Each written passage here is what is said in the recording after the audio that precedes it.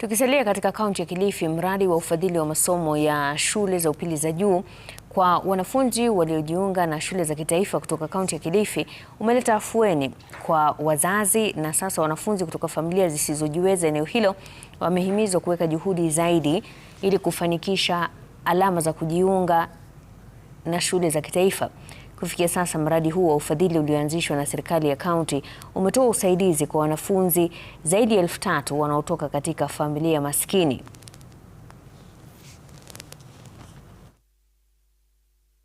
Tulitangaza hii mradi kwa vijana wote, tukawaambia kwamba tunachukua wale wanafunzi ambao wako cluster 1. Kwa hivyo kuna wanafunzi ambao kufikia saa hii vetting bado iendelea, lakini kuna wanafunzi 1,000 wale ambao tumewavet na wamequalify kwa funded na county government ya Kilifi kwa hii mradi ya scholarship ya Gideon Maitha Mung'aro. Zile changamoto nimeona kufundisha mtoto wangu kutoka shuleni ile class 1 ama grade 1 ni hali ya mambo ya school fee. Imekuwa gharama kwangu sana. Mahitaji kule shuleni ni mengi. Lakini vile tumechukuliwa ama ile program gavana amekuja nao, tumeona afueni kubwa sana. Kwa hivyo akipata hii scholarship akiendelea kusoma itakuwa afueni kwangu.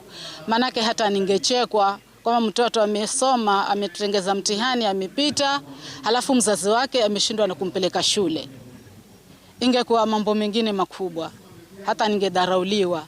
Lakini kwa sababu ya hii scholarship, ninashukuru. I thank the Almighty God for this golden chance that the governor has given me so as to join the school without any trouble with my school fees. I wasn't going to school because of school fees, but I'm thanking the governor for allowing me to go to Shimulatewa.